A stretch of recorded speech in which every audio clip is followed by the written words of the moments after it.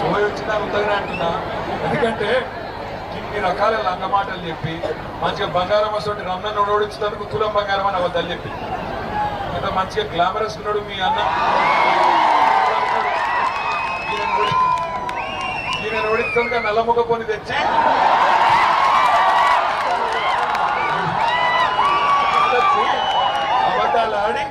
అబద్ధాలు ఆడి అడ్డమైన కథలు చెప్పి ఈయన రేవంత్ అన్న ఇద్దరు వచ్చి మస్తుగా నరికిండ్రు. ఇక నరుకుడు అంటే భూపాలపల్లికి వెళ్ళి మొదలు పెడితే పరకల దాకా నరికిండ్రు. ఓ ఇది చేద్దాం అది చేద్దాం పొడి చేద్దాం ఇన్ని చెప్పి నిన్న వచ్చిండు. మళ్ళా ఎవరు వచ్చిండు నిన్న?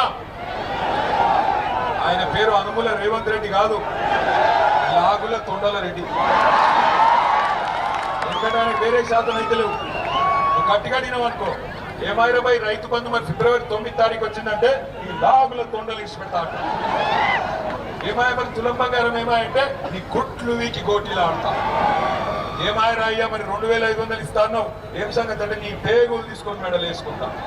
ఎవడన్నా ముఖ్యమంత్రిని చూసినా పాకిస్తాన్ అన్న ఎన్టీ రామారావు గారిని చూసినాం, అటనక చంద్రబాబుని చూసినాం, అటనక రాజశేఖర రెడ్డి గారు వచ్చిండు, అటనక రోషయ్య గారు వచ్చిండు, అటనక కిరణ్ కుమార్ రెడ్డి వచ్చిండు, అటనక కేసీఆర్ అన్న వచ్చిండు, అటనక ఈయన వచ్చిండు. ఇక ఈయన వచ్చిండు. ఎట్లున్నది కథ అంటే తొండలరెడ్డి కాదు చెప్పనీరాని కథ. ఇదే మైకు లేక గిరిదాకా గుర్తుకొచ్చినాం బండి వాళ్ళ నువ్వు వాడికి ఆగు. అయితే ఎట్లున్నది తొండలరెడ్డి కథ అంటే ఎక్కడికి కూడా అద్దం బాగలేక ముఖం మల కొట్టినారు, ముఖం బాగలేక అద్దం మల కొట్టినారు. ఎందుకంటే నడప శాతం అయితే లేదు రాష్ట్రం. కేసీఆర్ గారు బంగారం పోలే. డిసెంబర్ నెలలో మీ అందరికీ ఎవ్వరు దరఖాస్తు పెట్టేది లేదు, దండం పెట్టేది లేదు. మంచిగా దబ్బన ఫోన్లు టింగు టింగు అంటుండే రైతు బంధు పడుతుండేనా పడకపోతుండేనా? ఇలా ఏ తారీఖు మరి? ఫిబ్రవరి 9. కేసీఆర్ ఉన్నప్పుడు డిసెంబర్ లో పడ్డ రైతు బంధు ఇవాళ ఈ రోజు వరకు పడ్డదా? పడలేదా? పడలేదు. ఎందుకు పడలేదు అంటే ఈ సన్నాసికి నడప శాతం అయితే లేదు. ఆయనకు ఒకటే ఎరుక కేసీఆర్ ను బూతు మాటలు మాట్లాడు మాత్రం వచ్చు. కేసీఆర్ తిడతాడు ఈ మొగోడు. ఎక్కడున్నాడు ఈయన? తెలంగాణ ఉద్యమంలో ఉన్నాడా? తెలంగాణ ఉద్యమంలో మా సింగరేణి కార్మికులు బొగ్గుదీసుడు బంద్ చేసి 5 రాష్ట్రాలలో దక్షిణాదిలో కరెంటు ఆగిపోయేందుకు కారణమైన నాడు ఈ మొనగాడు ఎక్కడున్నాడు? ఈ రేవంత్ రెడ్డి అనేటోడు ఉన్నాడా? ఆ రోజు ఎక్కడు దండం పెట్టి తాగురా మైక్ పట్టుకుని ఎందుకు? ఆ రోజు ఈ మొనగాడు చంద్రబాబు సంచులు పట్టుకొని చంద్రబాబు పంపిన సంచులు పట్టుకొని ఎమ్మెల్యేలను కొనుగోలు చేసేందుకు బ్రోకర్ పనులు చేస్తాడు. ఇవాళ వచ్చాట కేసీఆర్ ఎవడు, ఈయనవడు, ఆయనవడు అని లక్కీ డ్రాలు నువ్వు కొట్టినావు, లక్కీ డ్రాల సీఎం అయినావు. అదేదో 5 ఏళ్ళు నడుపుకోకనట కేసీఆర్ తిడతావు. నేను ఒకటే చెప్తున్నా, యాది పెట్టుకో.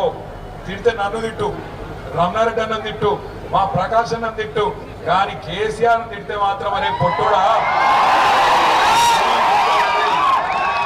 నేను చెప్తున్నా. 2 ఏళ్ళే నీ టైం అంతా 2 ఏళ్ళే. 2 ఏళ్ల తర్వాత మళ్ళా గులాబీ జెండా ఎగురుడు పక్క. మొక్కుకో. ఎంతమంది దేవుళ్ళు ఉన్నారో అంతమంది దేవుళ్ళకు మొక్కుకో. కానీ నువ్వు పాతాళంలో దాక్కున్నా నీకు మాత్రం ఉంటుందిరా పొట్టుడా పక్క. కేసీఆర్ అంటే మాత్రం విడిచిపెట్టాం, మా కార్యకర్తలను అంటే కూడా విడిచిపెట్టాం. ఇక్కడ ఉన్నారు పోలీస్ అధికారులు కూడా, వాళ్ళకు నేను చెప్తున్నా, అయ్యా పోలీస్ అధికారులు, అధికారం ఎవరు అయ్యే సొత్తు కాదు. మళ్ళా వస్తాం. ఇప్పుడు ఎవరైతే నగరాలు చేస్తుండ్రో టోకలు కట్ చేసే బాధ్యత ఉండండి, అతి చేయకండి. ఎమ్మెల్యే సీఎం వాళ్ళు వీళ్ళు కూడా చెప్పిన నాగమాగం చేయకుండా అమాయకులైన మా కార్యకర్తల నాయకులను ముట్టుకుంటే ఇడిచిపెట్టాం. తప్పకుండా ఎంబడబడతాం, బరాబర్ ఎంబడబడతాం. తెలంగాణ బిడ్డలం, రేషమున్నోళ్ళం, ఉద్యమంలోకి వెళ్ళి వచ్చిన వాళ్ళం, సింగరేణి గడ్డ మీదకి వెళ్ళి చెప్తున్నా, బరాబర్ గల్లబట్టి అడుగుతాం. ఏమైంది నీ 420 హామీలు? మా ఆడపిల్లలకి ఇస్తానా 2500? ఎప్పుడు ఇస్తావని అడుగుతాం. ఎప్పుడు ఇస్తావు 4000 పెన్షన్? బరాబర్ అడుగుతాం. తులం బంగారం ఎప్పటి నుంచి ఇస్తావు? బరాబర్ అడుగుతాం. ఇయ్యకపోతే ఈపు చింతపండు చేస్తామని కూడా పక్కా పెట్టాం. కానీ నాకు తెలుసు మా ఆడబిడ్డలు మరి ఇక్కడికి వచ్చిన వాళ్ళు మంచిగానే సపోర్ట్లు కొడుతుర్రు, సీటీలు కొడుతుర్రు మగ పిల్లలు. కానీ మరి నాకు ఒక అనుమానం ఉంది, ఎల్లుండే ఎలక్షన్ ఉన్నది. ఇవాళ రాత్రి రేపు రాత్రి జోరు ఉంటాయి ఇక దావతులు వస్తారు, ఇంటింటికి వస్తారు. అక్క అంటారు, చెల్లె అంటారు, వదినే అంటారు, కోడలు అంటారు, బుగ్గగిస్తారు, గదవ పట్టుకుంటారు, కడుపుల తల పెడతారు, కాళ్ళ మీద పడతారు. ఒక్కొక్క కాంగ్రెస్ వాడు గ్యాసులు డబ్బా పట్టుకొని వస్తాడు, నేను చచ్చిపిక్తా అంటాడు. మీ ఎమ్మెల్యే లెక్క నేను ఓడిపోయి బేజారైనా నేను చచ్చిపోతా, ఈసారి ఏకపోతే నేను చచ్చిపోతా అని చెప్పి కూడా డైలాగులు కొడతారు. పడిపోతారా? మళ్ళా పడిపోతారా? కిన్ని రకాలుగా దగా చేసిన వాళ్ళు, కిన్ని రకాలుగా ద్రోహం చేసిన వాళ్ళు, కిన్ని రకాల అబద్ధాలు చెప్పిన వాళ్ళు ఇలా నేను వచ్చి చెప్తున్నాడు రేవంత్ రెడ్డి భూపాలపల్లి జిల్లా నట తీసేయడట. అది నువ్వు పెట్టిన అవరా తీసేస్తాం. జయశంకర్ సార్ పేరు మీద పెట్టింది ఎవరు? భూపాలపల్లి జిల్లా చేసింది ఎవరు? భూపాలపల్లికి మెడికల్ కాలేజ్ తెచ్చింది ఎవరు? భూపాలపల్లిలో కలెక్టర్ ఎస్పీని కూర్చోబెట్టింది ఎవరు? భూపాలపల్లిలో 1000 డబుల్ బెడ్రూమ్ ఇల్లు కట్టింది ఎవరు? సింగరేణి క్వార్టర్లు కట్టింది ఎవరు? 19,000 విరాసత్ ఉద్యోగాలు ఇచ్చింది ఎవరు? సింగరేణికి న్యాయం చేసింది ఎవరు? మరి పొట్టోడు పీకిందేమో 2 నెలలు. దానికన్నా ఇంకా పెద్ద పోజులు కొట్టుకుంటూ వచ్చి నేను తీసేయ్యా, నేను అడుగుతున్నా, తీసేస్తే ఊరుకుందందుకు భూపాలపల్లిలో అమాయకం కొడుతున్నారే. ఈపు చింతపండు అవుతుందని తెలుసు నీకు. మరి నేను ఒకటి అడుగుతున్నా, మీరు కూడా చెప్పండి. ఎందుకంటే ఈయన చెప్పేది చేయడు, చేసేది చెప్పడు. మీరు చూడండి, 6 గ్యారంటీలు చేస్తా అని చెప్పిండు. చేసిందా? 6 గ్యారంటీలు. గట్లనే లంగా. ఎందుకంటే అవి చెప్పినేమో చేయడు, చేయని ఏమో చేస్తాడు, చెప్పని ఏమో చేస్తాడు. అందుకే అంటున్నా, నిన్న తీయా జిల్లాలో ఉన్నాడంటే బరాబర్ తీస్తాడు. ఎప్పుడు తీస్తాడు? మీరు దబ్బన పొరపాటున చెయ్యి గుర్తుకేస్తే బరాబర్ తీస్తాడు. చెయ్యి గుర్తు కోటేస్తే నాకు పొద్దున పంతులు కూడా చెప్పిండు, అది అభయాస్తం కాదు, భస్మాసుర హస్తం. నెత్తి మీద పెట్టుకుంటే బూడిదే అయిందా? బూడిది ఇదివరకే 2 నెలల మొత్తం నాశనం. భూముల ధరలు పడ్డాయి. సింగరేణి ఆగం. సింగరేణిని బామ్మదికి రాసి ఇచ్చిండు. నిన్న వచ్చింది కూడా సింగరేణి కార్మికుల కోసమో మన కోసమో కాదు. సింగరేణిని వాళ్ళ బామ్మర్దుంటాడు ఒక ఆయన సుజన్ రెడ్డి అని, ఆ సుజన్ రెడ్డి సాబ్కు రాసిచ్చిండు. అలానట ఈ మధ్యన ఇదొక నినాల సింగరేణి కార్మికులు ఉండరా ఇక్కడ ఉన్నోళ్ళు ఒకసారి శీలా ఉంటుంది ఆడుతున్నారు.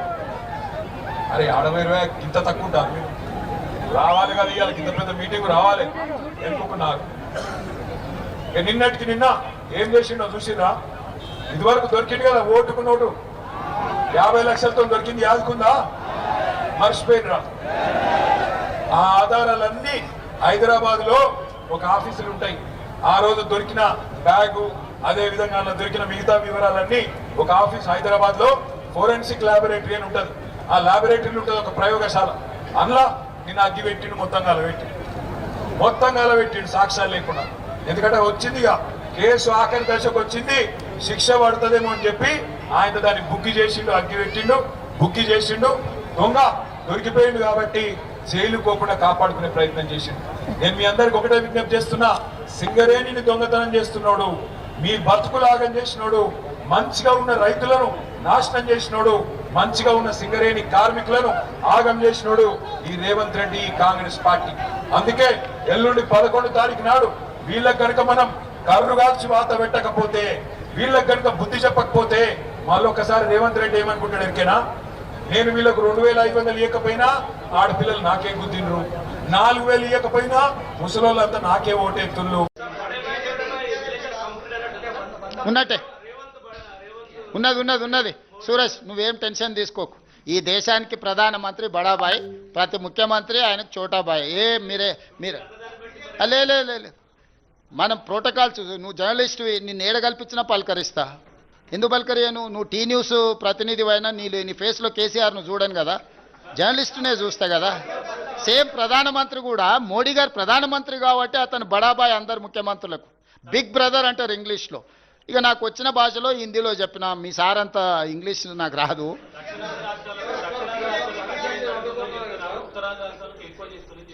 అవును, హైదరాబాద్ లో ఐటీ నుంచి ₹1 పెడితే ₹10 వస్తుంది. హైదరాబాద్ లో ఇన్కమ్ మొత్తం హైదరాబాద్ లో ఖర్చు పెడతారా లేదా తెలంగాణ జిల్లాలో పెడతారా?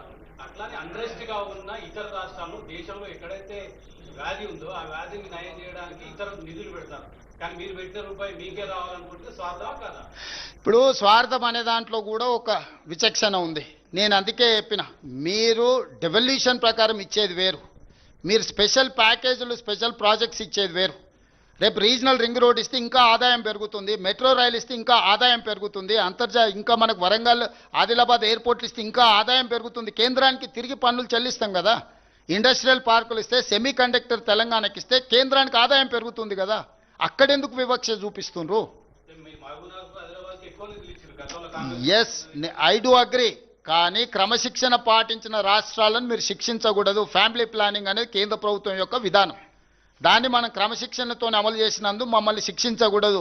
అందుకే నీతి ఆయోగ్ మీటింగ్లో నేనేం చెప్పిన, సుప్రీంకోర్టు ఏం అబ్జర్వేషన్ ఇచ్చింది, 50% మెరిట్, 50% డిజబిలిటీ. 50% డిజబిలిటీ మీద నిర్ణయించండి, 50% మెరిట్ మీద నిర్ణయించండి అని సుప్రీంకోర్టు జడ్జిమెంట్లు ఇస్తుందా? Including political reservation, including education reservation, including employment reservation. Same thing, క్రమశిక్షణతో నిధులను పన్నులు చెల్లిస్తున్న వాళ్ళకు 50% విధానం తీసుకోండి, డిజబిలిటీని 50% తీసుకోండి. మొత్తం డిజబిలిటీ తీసుకుంటే మరి క్రమశిక్షణతో నువ్వు శిక్షిస్తే మనం ఎందుకుంటాం? వాళ్ళకు 300 200% 300% ఇస్తున్నావు, నువ్వు 42% గురించి ఆలోచన చేస్తున్నావు. ఇప్పుడు మున్సిపల్ ఎన్నికలు, ఇక తిట్లకు ప్రజలు ఆల్రెడీ సమాధానం చెప్పారు, సమాధి కట్టారు కదా.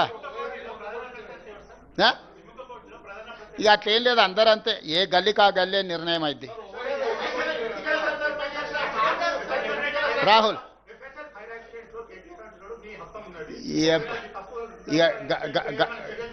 రాహుల్ గంజాయి బ్యాచ్ గురించి నేను పెద్దగా ఆలోచన చేయను, వదిలేసాయి. నువ్వు కూడా వదిలేయి, నువ్వు కూడా ఆ ట్రాప్లో పడకు.